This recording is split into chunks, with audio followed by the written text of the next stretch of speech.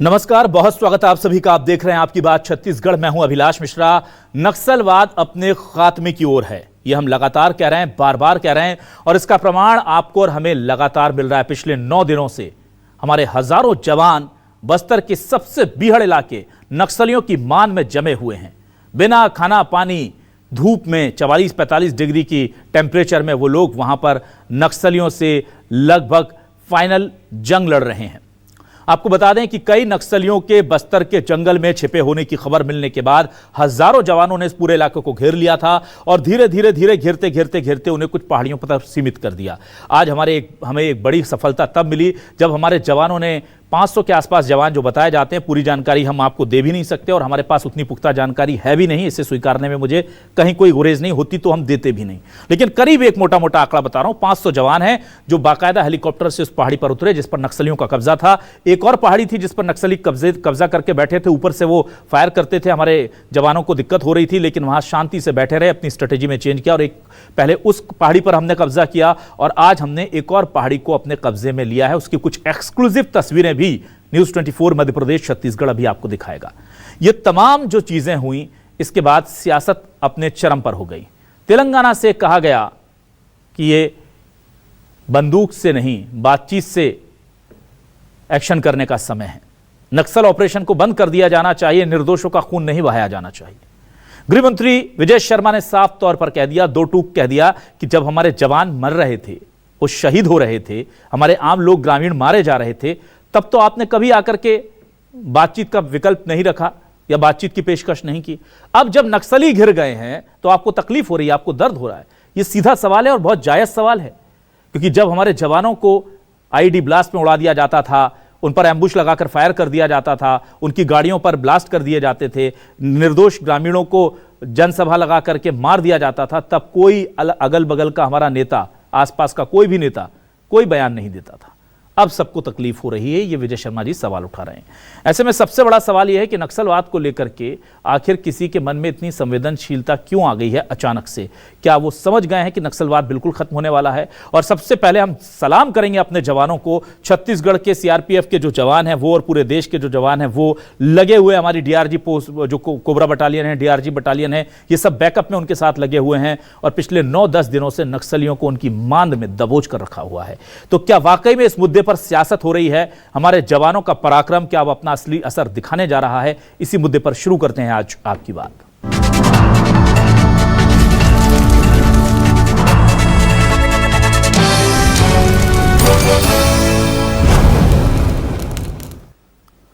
हमारी सरकार ने भी जवानों का हौसला बढ़ाने में कहीं कोई कमी नहीं रखी है। सीएम साय नक्सलियों के खिलाफ चल रहे ऑपरेशन को लेकर क्या कह रहे हैं और क्या जवाब दे रहे हैं? डिप्टी सीएम विजय शर्मा, गृह मंत्री भी हैं, उन लोगों को जो नक्सलियों से सिंपैथी रखकर के अब वार्ता की पेशकश कर रहे हैं। दोनों बयान सुनिए। तेलंगाना के सीएम का जो वक्तव्य है उसकी तो मैं निंदा करना चाहूंगा। सरकार तो बिल्कुल उनके साथ उदारता के साथ व्यवहार कर रही है, लेकिन ये बार बार शांति वार्ता का कोई मतलब तो है नहीं। वो तो हम लोग शुरू से ही वार्ता के लिए तैयार हैं और मुख्यमंत्री जी का ये कहना कि आदिवासियों की हत्या है तो गलत है। ये लोग कौन है एक प्रश्न है, और ये लोग तब कहाँ थे एक और प्रश्न है। जब झीरम की घटना हुई तब इन्होंने क्यों नहीं कहा नक्सलियों के से कि ये सब बंद करो? आज जब तेलंगाना वाले जब फंस रहे हैं तो इनको पीड़ा हो रही। मसला इसमें भी है भाई, इनका दुराव इसमें भी दिखता है। आप एक बार सोच कर देख लें इस बात को। जब तक यहाँ के लोग बहुतायत में रहे, 8-10 लोग हैं जो तेलंगाना आदि क्षेत्रों के हैं जो मारे गए हैं इन 400 में, बाकी तो यहाँ के हैं, तब तक इनको पीड़ा नहीं रही। आज पीड़ा हो रही है आज। और जाहिर सी बात है कि इस पूरे मामले को लेकर के क्या बयान कांग्रेस की तरफ से आया है वो भी सुनना जरूरी है। सुनिए धर्मेंद्र साहू को। तेलंगाना में लोग कौन क्या बोल रहे हैं, ये उससे सरकार समझे उस बातों को। सरकार इस दिशा में जो आवश्यक हो वो करे, हमें इसकी जानकारी नहीं है। छत्तीसगढ़ में कोई कांग्रेस की ओर से नक्सली उन्मूलन के लिए जो चलाए जा रहे हैं उसका हमारे छत्तीसगढ़ कांग्रेस के द्वारा कहीं कोई विरोध नहीं है। पूरी तरह से समर्थन है सरकार को, उस पर पूरी तरह से जितनी कड़ी से कड़ी कार्रवाई हो नक्सली समस्या को समाप्त करने के लिए वो सरकार करे। कांग्रेस का उसमें पूरा समर्थन है। सवाल क्या है आज देख लेते हैं। हमारे सवाल आपके सामने ये रहे। सवाल क्या है देखिए। नक्सलियों के खिलाफ सबसे बड़ा प्रहार, जवानों के निशाने पर नक्सलियों के बड़े सरदार।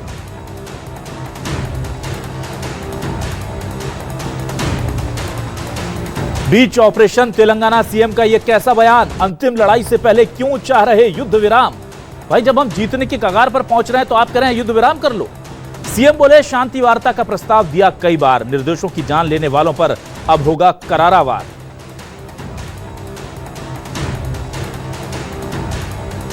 नौ दिन बाद जवानों के सामने नक्सलियों की मांग, कितनी जायज युद्ध विराम की मांग। तेलंगाना के सीएम युद्ध विराम चाहते हैं, क्यों? क्योंकि नक्सली फंस गए हैं एक ऐसी पहाड़ी पर जिसको चारों तरफ से जवानों ने घेर लिया है। और विजय शर्मा जी बता रहे हैं कि वहां पर कुछ तेलंगाना के नक्सली फंस गए हैं। सीधे रुक करता हूं अपने खास मेहमानों का।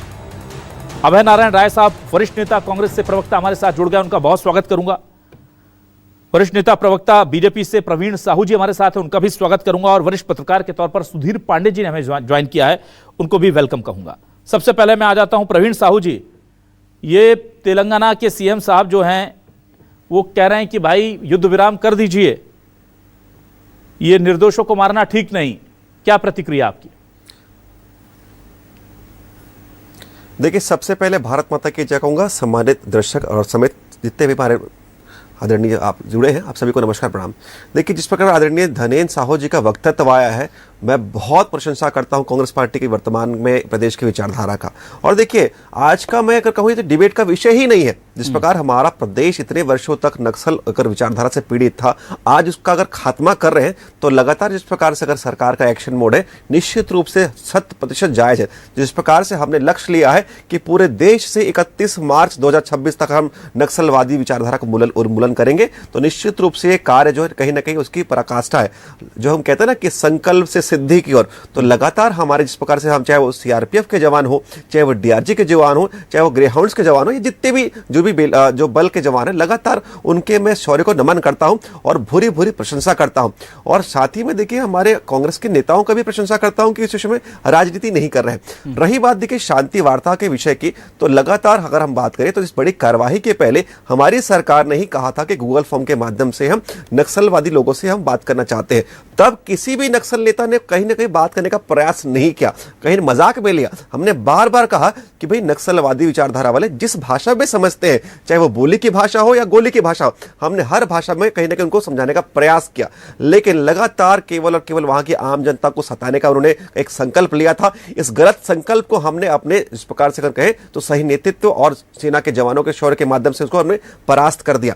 रही बात देखिए तेलंगाना के सीएम रेवंत रेड्डी जी के बयान की, निश्चित रूप से मैं जितनी उनकी निंदा करूं, कड़ी से कड़ी निंदा करूं, वो भी उसके लिए कम होगा। जिस प्रकार से कुछ दिन पहले की हम घटना की बात करें तो पहलगाम की घटना पर कह रहे थे कि पूरा देश एकजुट है आतंकवादी हमले पर, जब उन्हीं का राय जो कहीं ना बहुत बड़ा अगर क्षेत्र है जो पीड़ित है नक्सलवादी विचारधारा से, आज जब खात्मे की ओर है पूरा देश नक्सलवाद, आप युद्ध विराम की बात करते हैं, तो निश्चित रूप से रेवंत रेड्डी जी का बयान शर्मनाक है और कहीं ना कहीं सेना के शौर्य को अपमानित करने वाला है।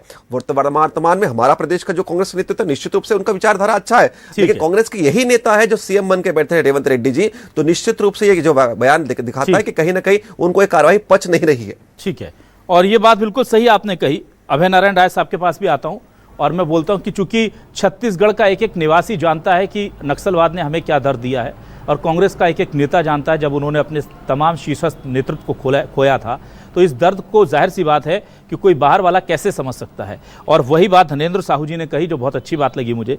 अभय नारायण राय साहब, आपसे मैं जानना चाहता हूँ, कांग्रेस के एक वरिष्ठ नेता हैं सर रेवंत रेड्डी जी, और वो इस तरह का बयान दे रहे हैं, और जो विजय शर्मा जी कह रहे हैं कि शायद वो इसलिए दे रहे हैं क्योंकि अब जो नक्सली फंसे हैं उसमें कुछ नक्सली शायद तेलंगाना के हैं। अभी तक 300, 400, 500 नक्सली, 300 से ऊपर हमने मार लिए, तब उन्होंने एक बयान नहीं दिया। लेकिन अब ये नक्सलियों में भी देखा जाएगा कि मेरे क्षेत्र का नक्सली है, तो उसको लेकर सिंपैथी उनकी बढ़ रही है। ये थोड़ा सा कांग्रेस के वरिष्ठ लीडर हैं, मुझे लगा नहीं कि वो इस तरह की बात कहेंगे। आपको कैसी लगती है उनकी बात? अभिलाष जी, निश्चित रूप से धनेन्द्र साहू जी की लाइन और हमारे प्रदेश कांग्रेस की लाइन एक है कि छत्तीसगढ़ में जो हमारे जवान वीरता का, शौर्य का प्रतीक इस 50 डिग्री 45 डिग्री के धूप में कर रहे हैं, लगातार 7 दिनों से कर रहे हैं, उनको हम सलाम करते हैं। और कहीं से उनको हताशा ना हो, निराशा ना हो, वो कार्य में और आगे बढ़े, इसका हम भरपूर समर्थन कर रहे हैं।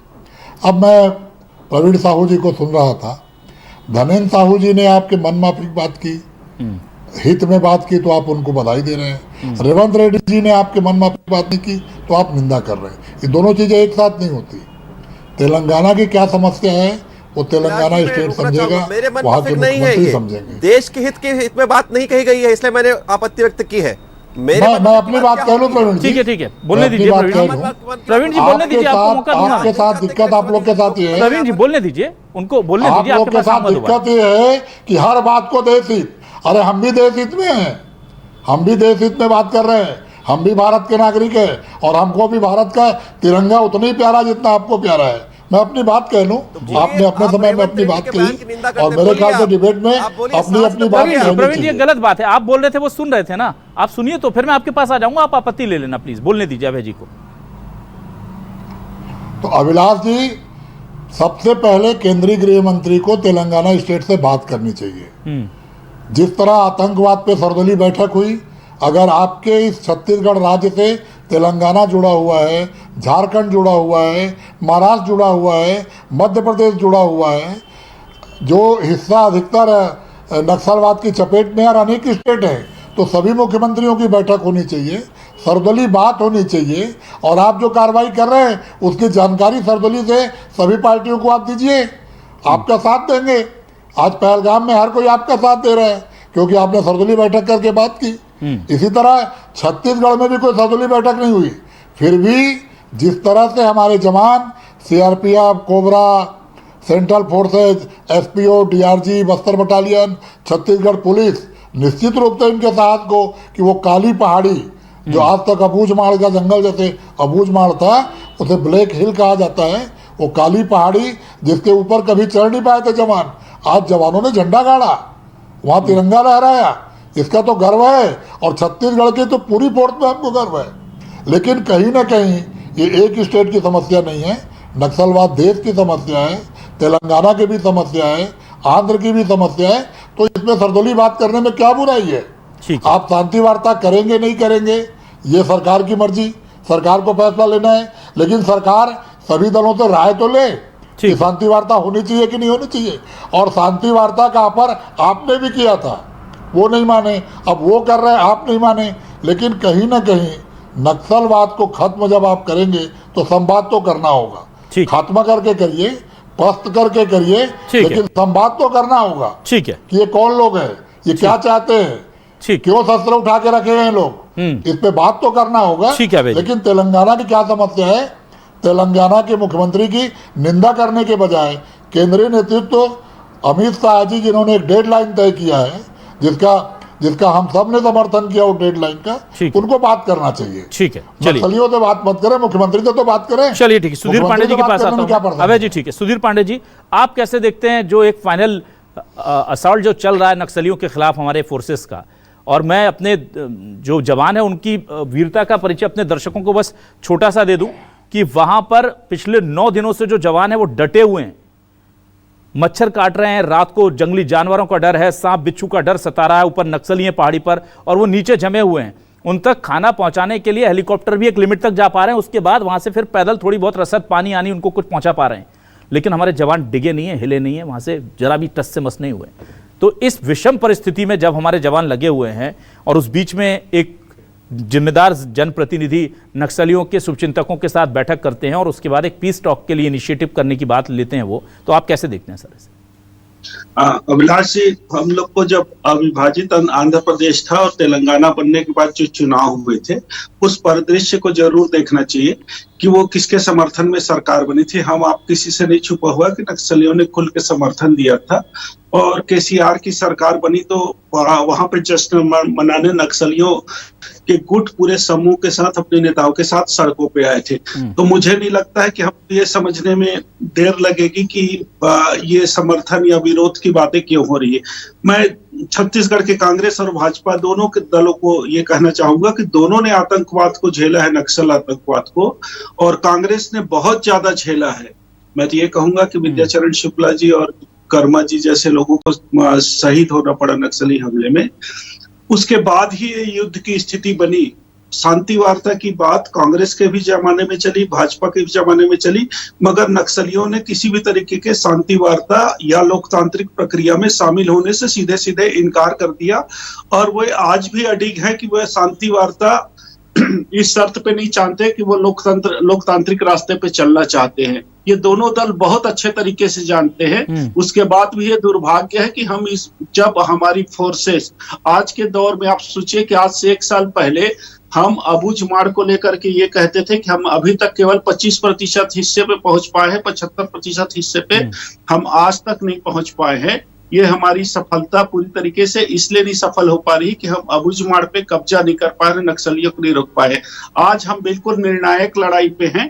तो मेरे हिसाब से ये लगता है कि जब 45 डिग्री तापमान पे या हम लोग लगातार ये खबरें पढ़ रहे हैं, बहुत विषम परिस्थिति में हमारे सैन्य बल, अर्धसैन्य बल और पुलिस दल के साथ में आम लोग भी इस बात को समर्थन कर रहे हैं कि नक्सलियों को कहीं न कहीं अब खत्म होना चाहिए, क्योंकि वो अब लोकतांत्रिक प्रक्रिया से पूरी तरीके से अलग है और युद्ध चाहते हैं। ऐसे समय में शांति वार्ता की बात तेलंगाना से आना, मैं समझता हूं कि वो राजनीतिक प्रक्रिया है, उसको अलग दृष्टिकोण से देखना चाहिए। हमको समर्थन अपने फोर्स को देना चाहिए, हमको कोई भी निर्णय अपने फोर्स के ऊपर छोड़ना चाहिए, क्योंकि वो निर्णायक लड़ाई पे है। और उनको इस वक्त पे किसी भी तरीके से रोकना मैं कहीं से भी उचित नहीं समझता। ये लड़ाई अब फोर्स की है और फोर्स के बहाने हमारे छत्तीसगढ़, तेलंगाना और आंध्र प्रदेश तीनों राज्यों के लिए है। एक चीज और अभिलाष जी कहना चाहूंगा कि राजनीतिक परिस्थितियां बदलने के साथ पहले हम ग्रे हाउंड का उदाहरण देते थे, आज हम छत्तीसगढ़ की कोबरा बटालियन और सीआरपीएफ और सैन्य बल को हम लोग उदाहरण बना के सामने प्रस्तुत किए हैं। और पहली बार ऐसा अवसर आया है कि बिल्कुल हम निर्णायक पिन पॉइंट लड़ाई पे हैं और यहाँ पे कहीं पे भी नक्सलियों को छूट देने का अवसर, मैं सोचता हूँ कि दोबारा नक्सलवाद को फिर से जन्म देने की प्रक्रिया होगी। जी ठीक है, मैं प्रवीण साहू जी आपके पास आता हूं। प्रवीण जी देखिए, बहुत ही निर्णायक लड़ाई जिसको कहते हैं ना, बहुत ही क्रूशल मोमेंट है। एक छोटी सी चीज भी हमारे मनोबल को बड़ा गिरा सकती है, तोड़ सकती है, बना सकती है। मैं कई ऐसे फोर्सेस के जवानों को व्यक्तिगत तौर पर जानता हूं जो वहां पर अभी युद्ध की स्थिति में है और उनके परिजन एक एक सेकंड कैसे काट रहे हैं, पिछले 9 दिनों से मैं जानता हूं। उनको जो थोड़ी बहुत जानकारी मिली है वो पता चला है कि वो नहाए नहीं है, उनके पास पीने के पानी की भी बहुत सुविधा है नहीं, लेकिन वो पीछे हटने को तैयार नहीं है। बैकअप पार्टी भी, चूंकि वो इतनी विषम परिस्थितियों में कि बैकअप पार्टी भी उन्हें रिप्लेस नहीं कर पा रही है, लेकिन वो जमे हुए हैं। अब ऐसे में क्या आपको लगता है कि जो डेडलाइन थी वो हमारे जवानों के पराक्रम से शायद और पहले ही वहां से हमें खबर आ जाए कि नक्सलवाद लगभग पूरी तरह से साफ हो चुका है? निश्चित रूप से मैं भी यही मानता हूं कि जिस प्रकार हमारा सैन्य बल काम कर रहा है और परिश्रम की पराकाष्ठा कर रहा है, लगता है कि कहीं ना कहीं 31 मार्च 2026 के पहले नक्सलवाद का पूरे देश से खात्मा हो जाएगा। बिल्कुल आपकी बातों से मैं अक्षरशः सहमत हूं, लेकिन कांग्रेसियों के लिए कहना चाहूंगा कि इनका, अगर कहते हैं ना घड़ियाली आंसू, इनका घड़ियाली समर्थन इस प्रदेश में देखने को मिलता है। और मैं आज दोबारा कहूंगा कि कांग्रेसियों का हाथ नक्सलियों के साथ है। जिस प्रकार रेवंत रेड्डी ने इतना बड़ा बयान दिया कि युद्ध विराम होना चाहिए, उसकी निंदा नहीं कर रहे, निश्चित रूप से दिखाते कि कहीं ना कहीं ये नक्सलवाद विचारधारा के समर्थक है। मैं ये उनको बताना चाहता हूं, आदरणीय अभय नारायण जी कह रहे थे कि बैठक नहीं हुई, आपको विथ डेट में कोट कर रहा हूं, अब जाके गूगल में चेक कर लीजिएगा। आदरणीय केंद्रीय गृह मंत्री अमित शाह जी ने 7 अक्टूबर 2024 को 8 नक्सल पीड़ित राज्यों के मुख्यमंत्रियों के साथ नई दिल्ली में बैठक की थी। तो निश्चित रूप से लगातार ऐसी अनेक बैठक हुई है, लगातार प्रत्येक राज्य के मुख्यमंत्री को बुलाया गया है, लगातार हमने कहीं ना कहीं प्रयास किया। लेकिन जिस प्रकार से रेवंत रेड्डी, कहीं ना कहीं कांग्रेस की विचारधारा यही है कि नक्सलवादी विचारधारा का कभी उन्मूलन इस देश और प्रदेश से कभी ना हो। और देखिए, मैं तो बार बार कह रहा हूं ना कि जिस प्रकार से आपने कहा कि जिस राज्य की पीड़ा होती है उसको समझता है, तेलंगाना तो उसको पीड़ा समझ नहीं रहा है। वो प्रवीण जी, लेकिन आप एक चीज, आप ना पॉलिटिकल सिनारियो में चले जाते हैं। प्रवीण जी, मेरा ये कहना है कि जब आपकी सरकार बनी, आपने युद्ध विराम की घोषणा का ऐलान किया और आपने कहा कि हम बातचीत करने को तैयार हैं, युद्ध विराम होना चाहिए, तो क्या आपका हाथ नक्सलवादियों के साथ था क्या सर? अब अगर बातचीत करने को आप इस तरह से कह रहे हैं या युद्ध विराम करके बातचीत कर लो, जब आप करते हैं तो वो आप आदिवासियों के हित में फैसला लेते हैं और वही कांग्रेस डिमांड करती है। टाइमिंग को लेकर आप सवाल उठा सकते हैं, लेकिन ये मंशा पर सवाल मत उठाइए ना सर। आपने भी तो वही बात की थी। वही तो मैं कह रहा हूं। देखिए, युद्ध विराम, देखिए युद्ध विराम की अपील कब की गई बताइए? युद्ध विराम की जो रेवंत रेड्डी अपील कर रहे हैं अब कर रहे हैं। हाँ। जब 9 दिन से हमारे जवान कुर्रगेट्टा की बहुत दुर्गम स्थिति पर वहां पर है, तब युद्ध विराम की बात कर रहे हैं। हमने जिस प्रकार से इस टास्क फोर्स के पहले प्रयास कर लिया कि भाई यदि शांति वार्ता से अगर हल निकलता तो बहुत अच्छी बात है, लेकिन शांति वार्ता के हमने अनेक प्रयास किया, और जब कहीं ना कहीं कहे कि जब लगभग हम समाप्ति की ओर है नक्सलवाद की विचारधारा के, तब क्यों हम नक्सलवाद की विचारधारा के लिए हम युद्ध विराम करें?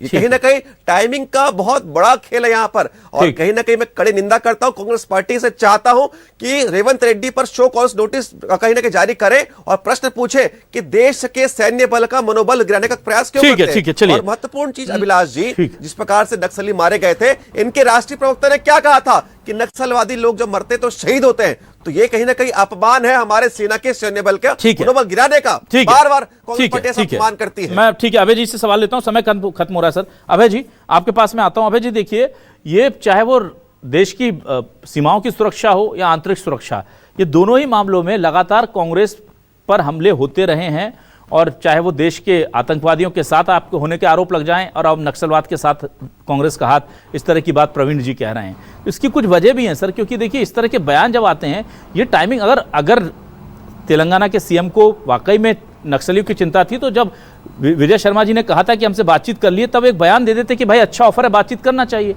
कोई बयान नहीं।